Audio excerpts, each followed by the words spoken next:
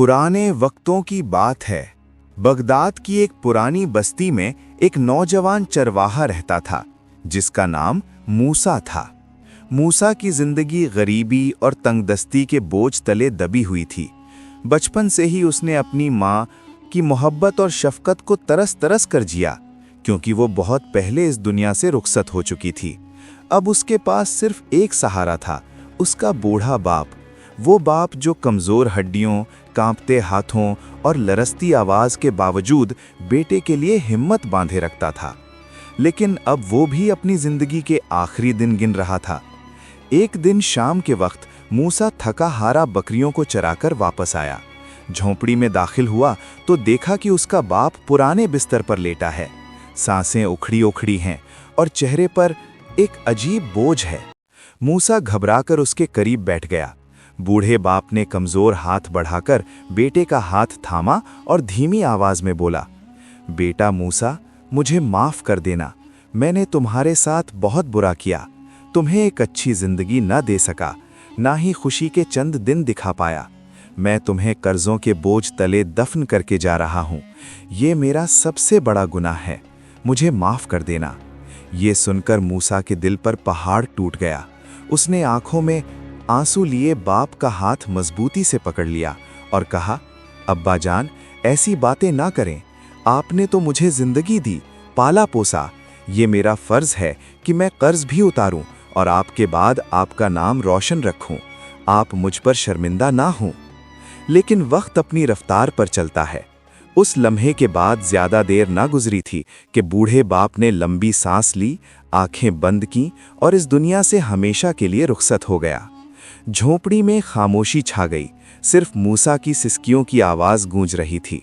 कुछ देर बाद मूसा ने अपने बाप को मिट्टी तले दफन किया और गम भरे दिल के साथ झोंपड़ी में वापस आ गया। चिराग टिमटिमा रहा था और मूसा सोचों में गुम था। वो समझ गया था कि अब सारा बोझ, सारे कर्ज और सारी जिम्मेदारियां सिर्फ उसके कंधों पर हैं। लेकिन दिल ही दिल में उसने फैसला कर लिया कि चाहे जैसे भी हालात आएं, वो हिम्मत नहीं हारेगा। वो रोज़ाना बकरियां लेकर झोंपड़ी से निकल जाता। अपनी मिट्टी की झोंपड़ी से जो गिरने के करीब थी, वो अपनी छड़ी उठाए निकलता और अपने छोटे से रेवड़ को ले जाता। उसके पास सिर्फ चंद कमज़ोर बकरियां थीं जो उसके वालिद की तरफ से छोड़ी गई वाहिद मीरा थी। उसके वालिद के मरने के बाद कर्जों का एक बोझ उसके कंधों पर डाल दिया गया था। गांव वालों की नज़रें, जो सहारा की संगदिली से कुछ अलग ना थीं, उसे भूखेबाज की तरह घूरती थीं। वो उसे यतीम नहीं बल्कि एक खुला सिक्का समझते थे, जिससे वो अपना पैसा वापस लेने के हकदार थे। हर गज़ूबे आफताब के साथ मूसा की थकी हुई चाल डर से बोझल हो जाती थी। वो जानता था कि गांव के दाखिली दरवाजे पर लोग उसका इंतज़ार कर रहे हैं। उनके चेहरे संगदिली से भरे होते और उनकी आवाज़ें बुलंद होतीं। उससे वो कर्ज मांगते जो उसने कभी लिया ही ना था। हर रात वो ठंडी ज़मीन पर लेटता। लोगों की कड़वी बातों का गूंजता हुआ शोर उसके सर में घूमता रहता। मूसा, अपने बाप का कर्ज कब अदा करेगा? तेरी बकरियां तो कुछ भी नहीं, तू क्या करेगा? वो महसूस करता कि उसकी झोंपड़ी की दीवारें उसे दबा रही हैं और सारी दुनिया उसके खिलाफ साजिश कर रही है। जुल्म सिर्फ उसके वालिद के कर्जों तक महदूद ना था, बल्कि उसकी मासूमियत को नज़रअंदाज करने और उस मुआशरे की संग दिली में था जो यतीम को महज एक बोझ या कर्ज की अदायगी का जरिया समझता था। उस गांव में हमदर्दी कोई चीज़ ना थी। गरीब के लिए बस गरीबी और जुल्म ही था। मूसा सारी कायनात को अपने खिलाफ मुत्तहिद देखता था। उसके आंसू सूख चुके थे और वो बीमार हो गया। उसकी तीमारदारी करने वाला कोई नहीं था और वो बेयारो मददगार झोंपड़ी में तन्हा पड़ा रहा। उसका बुखार बढ़ता गया, यहाँ तक कि वो बुखार की वजह से बेहोश होकर अपनी ठंडी झोंपड़ी में पड़ा रहा। लेकिन गांव वालों के दिल जो रहम से खाली थे, उन्होंने उसकी हालत पर यकीन न किया। उन्होंने सोचा कि वो बीमारी का बहाना बना रहा है ताकि कर्ज ना अदा करे। एक गर्म दिन जब मूसा अपनी बेहोशी में डूबा हुआ था, वो उसकी झोंपड़ी के गिर्द जमा हुए। उन्होंने उसे ज़बरदस्ती बाहर घसीटा और अपने पैसों का मुतालबा किया। उनकी आवाज़ें उसके कानों में गूंज रही थीं। उन्होंने उसकी बकरियां, जो उसके वालिद की वाहिद यादगार थीं, वो भी उससे छीन लीं। फिर संगदिली से उन्होंने उसकी झोंपड़ी भी तोड़ दी, जो उसे धूप की तपिश और रात की सर्दी से बचाती थी। उन्होंने उसके लिए कुछ न छोड़ा और उसे गांव से निकाल दिया। चीखते हुए कहा, यहाँ वापस ना आना जब तक हमारा पैसा ना ले आए। अगर कोई तुझे यहाँ देखेगा तो मौत तेरा मुकद्दर होगी। मूसा के पास बस उसकी टूटी छड़ी और बिखरी यादें थीं। उसने अपनी झोंपड़ी की तरफ मुड़कर देखा, लेकिन अब वो घर नहीं, पत्थरों का एक ढेर था। ये सिर्फ दीवारें नहीं गिरी थीं, ये उसके बचपन की आखिरी निशानी और उसके वालिदैन से आखिरी राब्ता था। उसकी चाल सहारा की तरफ भारी होती गई। हर कदम उसे जिंदगी से दूर और मौत के करीब ले जा रहा था। यादें उस पर बेरहमी से हमलावर थीं। उसकी माँ की हंसी, उसके बाप के हाथ का गर्मा गर्म लम्स और उस रोटी की खुशबू जो उसकी माँ बनाती थी, हर याद उसे सुकून देने के बजाय दर्द में इजाफा कर रही थी। जब वो सहारा के किनारे पहुंचा, वो गिर पड़ा। वो रो नहीं रहा था, बल्कि अपने मुकद्दर पर चीख रहा था, जिसने उसे कुछ भी ना छोड़ा, हत्ता की उम्मीद भी। वो बेमकसद चलता रहा। उसका जिस्म बुखार से तप रहा था और सहारा की गर्म हवाएं उसके चेहरे पर तमाचे मार रही थीं। उसने दूर उफक पर एक पनहा खजूर का पेड़ देखा और उसकी तरफ चल पड़ा। नजात के लिए नहीं, बल्कि इसलिए कि वो उसके साए तले हार मान ले। उसने अपना थका हुआ जिस्म वहां गिरा दिया और अपनी आंखें बंद कर लीं। उसकी रूह उसके जिस्म से पहले मर चुकी थी और वो मौत के हवाले हो गया। उस लम्हे अल्लाह का एक नेक दरवेश वहां से गुजरा। उसने मूसा को जमीन पर पड़ा देखा, एक ऐसी लाश जो रूह से खाली थी। दरवेश ने कुछ न कहा, बस खामोशी से उसे उठाया, अपने घोड़े पर रखा और सहारा के सुन्नाटे में घंटों चलता रहा। जब वो शहर पहुंचा, मूसा अभी तक बेहोश था। दरवेश उसे एक तबीब के पास ले गया, इलाज का खर्चा अदा किया और फिर वहां से चला गया। मूसा को एक बार फिर किस्मत के हवाले कर दिया। कई दिनों की बुखार से लड़ाई के बाद मूसा ने आखिरकार अपनी आंखें खोलीं। कमरा उसके लिए अजनबी था और इर्द गिर्द सब कुछ अलग था। उसे यकीन न आया कि वो अभी जिंदा है। उसने सोचा था कि वो अपने वालिदैन के चेहरे देखेगा, लेकिन उसके सामने एक बूढ़ा तबीब था जो मुस्कुराते हुए उसे देख रहा था। तुम महफूज हो बेटा, तबीब ने नर्म आवाज में कहा और उसे बताया कि दरवेश ने उसे कैसे बचाया। ये सुनकर मूसा टूट पड़ा, लेकिन ये गम का टूटना नहीं, हैरत का था। उसने सोचा था कि दुनिया ने उसे तन्हा छोड़ दिया है, लेकिन एक गैर मुतवक्का हाथ उसकी तरफ बढ़ा था। मूसा ने खुदा का शुक्र अदा किया, आंसुओं से भरे दिल से, जो गम और शुक्रगुजारी का मलूबा थे। तबीब का शुक्रिया अदा करने के बाद वो बाहर निकला। शहर का मंजर उसे चौंका देने वाला था। बुलंद दीवारें, हजूम भरे बाजार और जिंदगी की चहल पहल। वो सब कुछ इस तरह देख रहा था जैसे पहली बार दुनिया को देख रहा हो। उसे लगा कि उसका माजी एक भयानक ख्वाब था जो अब खत्म हो चुका था। वो शहर की गलियों में चलता रहा, लेकिन अब वो मायूस लड़का नहीं था जो मौत का इंतजार कर रहा था।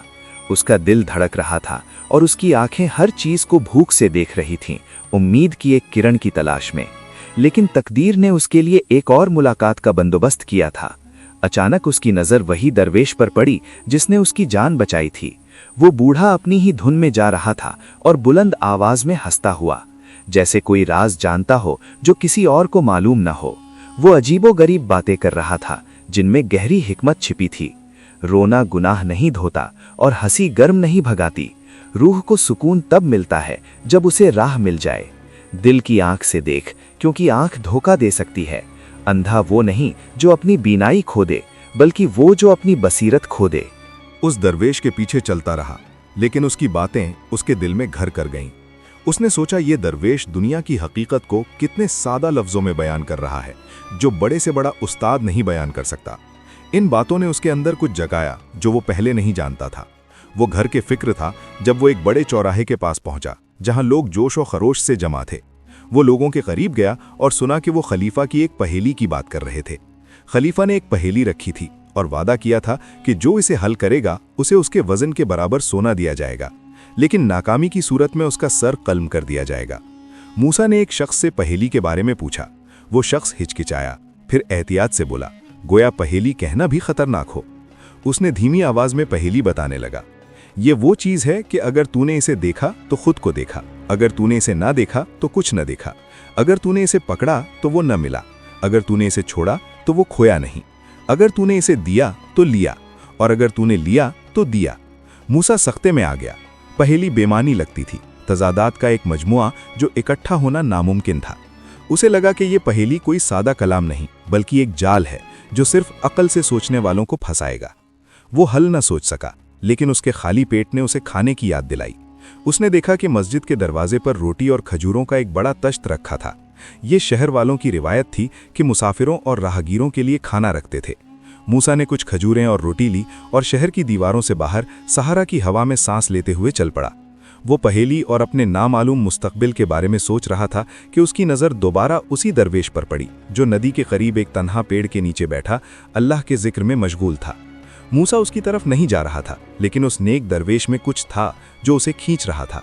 वो करीब गया जहां तजस्सुस का एक अजीब असर उसके दिल में था। उसने पूछा, क्या आपको किसी चीज़ की ज़रूरत है? दरवेश ने गहरी निगाह से मूसा की तरफ देखा। उसने अजीब हिकमत से कहा, ज़रूरत पूरी नहीं होती बल्कि पैदा होती है। जब तुम कोई एक ज़रूरत पूरी करते हो, 1000 और पैदा होती हैं। ज़रूरत पूरी करने की तलाश न कर, बल्कि ऐसी चीज़ की तलाश कर जो तोड़ दे। मूसा उसकी बातों से उलझन में पड़ गया। फिर दरवेश ने मूसा की तरफ देखकर एक खालिस मुस्कुराहट दी और कहा, तेरा दिल साफ है जवान। मैंने तुझे जिस हालत में उठाया था, मुझे पता चल गया था कि तू हालातों का मारा हुआ है। क्या तेरी कोई ज़रूरत है जो मैं पूरी करूं? मूसा ने कहा, अल्लाह का शुक्र है, मैं खैरियत से हूं, लेकिन एक पहेली है जो मुझे परेशान कर रही है। खलीफा ने कहा है कि जो इसे हल करेगा उसे सोना मिलेगा और जो नाकाम होगा उसका सर कल्म हो जाएगा। मूसा ने उसे पहेली बताई। दरवेश जोर जोर से हंसा, यहाँ तक कि ज़मीन पर गिरने लगा। मूसा भी हंस पड़ा, ये सोचकर कि शायद वो भी इस पहेली से आजिज आ गया है। लेकिन अचानक दरवेश ने हंसना बंद किया और कहा, हल है आईना। मूसा हैरत से दंग रह गया। जवाब पहेली से अजीब तरह से मुताबिकत रखता था। उसे खुशी और खौफ दोनों हुए। उसने दरवेश से कहा, आप खुद क्यों नहीं खलीफा के पास जाते? आपको सोना मिलेगा और आप बेहतर जिंदगी गुजार सकोगे। दरवेश दोबारा हंसा और गहरी हिकमत से बोला, सोना खरीदा नहीं जाता, खोया जाता है। जितना सोना बढ़ता है उतनी ही जंजीरें बढ़ती हैं जो तुझे जकड़ती हैं। बेहतर जिंदगी सोने में नहीं, उसकी कैद से आज़ादी में बादियाँ हैं। मूसा उसके जवाब से दंग रह गया। उसे लगा कि ये शख्स उससे कहीं बड़ा है जितना वो दिखाई देता है। दरवेश ने कहा, तुम खलीफा के पास जाओ, तुम अच्छे दिल के मालिक हो, तुम सोने के मुस्तहिक हो, तुम्हें इसकी ज़रूरत है। अगले दिन खलीफा का महल लोगों से भर गया। सबकी नज़रें तरक्कुब से भरी थीं, लेकिन दिल खौफ से कांप रहे थे। खलीफा एक बुलंद मंचे पर खड़ा हुआ और अपनी ज़ोरदार आवाज़ से बोला, क्या तुम में से कोई है जो पहेली हल करने की जुर्रत रखता हो? खामोशी छा गई, कोई नहीं हिला, कोई बोला तक नहीं। जिंदगी और मौत के दरमियान बस एक पहेली हायल थी। उस लम्हे हिचकिचाहट भरी नज़रों के समंदर में एक दिलेर आवाज़ गूंजी, ऐसी आवाज़ जो सिर्फ उसी की हो सकती थी जिसने सब कुछ खो दिया था और अब उसे कुछ खोने का डर न था। मैं, मूसा ने चीखकर कहा। सब हैरान रह गए। जिसकी आंखों में दर्द की कहानियां थीं, वो कैसे जुर्रत कर सकता था जहां बड़े बड़ों ने हिचकिचाहट दिखाई। मूसा खलीफा के सामने साबित कदम आदमी से बढ़ा, जबकि लोगों की सरगोशियां उसके गिर्द घूम रही थीं। खलीफा ने उसे गहरी निगाह से देखा और एक पुरस्रार मुस्कुराहट दी। अगर तू गलत हुआ तो जान ले कि तेरा सर तेरी जुर्रत की कीमत होगा। मूसा जानता था कि ये लम्हा या तो उसके दुखों का खात्मा होगा या एक नई जिंदगी की शुरुआत। खलीफा ने पहेली दोहराई, ये वो चीज़ है कि अगर तूने इसे देखा तो खुद को देखा, अगर तूने इसे न देखा तो कुछ न देखा, अगर तूने इसे पकड़ा तो वो न मिला, अगर तूने इसे छोड़ा तो वो खोया नहीं, अगर तूने इसे दिया तो लिया, और अगर तूने लिया तो दिया। मूसा ने खलीफा की आंखों में सीधा देखा और साफ बगैर हिचकिचाहट के कहा, हल है आईना। एक गहरी खामोशी छा गई। फिर रद्द की तरह लोगों की हैरत और तारीफ की आवाज़ें बुलंद हुईं। जवाब दुरुस्त था। मूसा ने महसूस किया कि उसके कंधों से गमों के पहाड़ हट गए हैं और उसकी रूह आज़ाद हो गई है। खलीफा मूसा की जुर्रत और जहानत से मुतासिर हुआ और फौरन हुक्म दिया कि उसे उसके वज़न के बराबर सोना दिया जाए। रातों रात मूसा एक मतारिद यतीम से शहर का मौजूए गुफ्तगू बन गया। उसने अपनी असलियत न भूली। उसने सबसे पहले अपने लिए एक बड़ा घर बनाया और एक बड़ा रेवड़ खरीदा। लेकिन उसकी खुशी मुकम्मल न थी, क्योंकि उस पर एक और कर्ज था, एक मुख्तलिफ किस्म का कर्ज, उस दरवेश का जो सोने का तलबगार न था। मूसा उस दरवेश के पास गया जो उसी पेड़ के नीचे बैठा था। मूसा ने कहा, मैं तुम्हारा शुक्रिया अदा करने आया हूँ और तुम्हारे लिए वो देना चाहता हूँ जो तुमने मेरे लिए किया।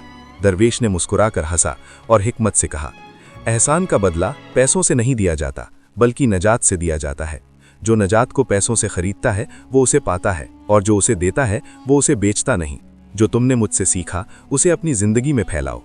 मूसा उसकी गहरी बात से हैरान रह गया। वो समझ गया कि ये शख्स कोई मादी चीज नहीं मांगता। वो अपने गांव वापस गया जहां उसे निकाला गया था। उसने अपने वालिद के सारे कर्ज अदा किए और अपनी इज्जत नफ्स वापस ली जो उससे छीन ली गई थी। गांव वालों को अपनी आंखों पर यकीन न आया कि वही लड़का जिसे उन्होंने निकाला था अब एक बादशाह की तरह वापस आया है। फिर मूसा उस शहर वापस आया जहां उसकी नई जिंदगी शुरू हुई थी। उसने सजदा किया, शुक्र अदा किया और समझा कि जो कुछ उसके साथ गुजरा वो एक सख्त सबक था जिसने उसे मजबूत और हकीम बनाया। अपनी राय कमेंट्स में शेयर करें कि आपने इस कहानी से क्या सीखा। आप किस शहर से इस कहानी को सुन रहे हैं? अगर ये कहानी आपको पसंद आई तो लाइक और सब्सक्राइब करना न भूलें। मिलते हैं एक और नई वीडियो के साथ, तब तक के लिए अल्लाह हाफिज। हसन अल बसरी कुरान एकेडमी के साथ कुरान सीखें। हम दुनिया भर में स्काइप, जूम और व्हाट्सएप के जरिए कुरान की तालीम देते हैं। हम मुब्तदियों के लिए कुरान तजवीद के साथ किरत कोर्स, कुरान तर्जुमा, कुरान हिफ्ज और तफसीर के कोर्सेज पेश करते हैं। काबिल और तरबियत याफ्ता फीमेल और मेल असातिज़ा के साथ कुरान सीखें। हमारे साथ शामिल होने के लिए जल्दी करें। हमारी वेबसाइट विजिट करें hasanalbasriquranacademy.com। WhatsApp number 030639703776।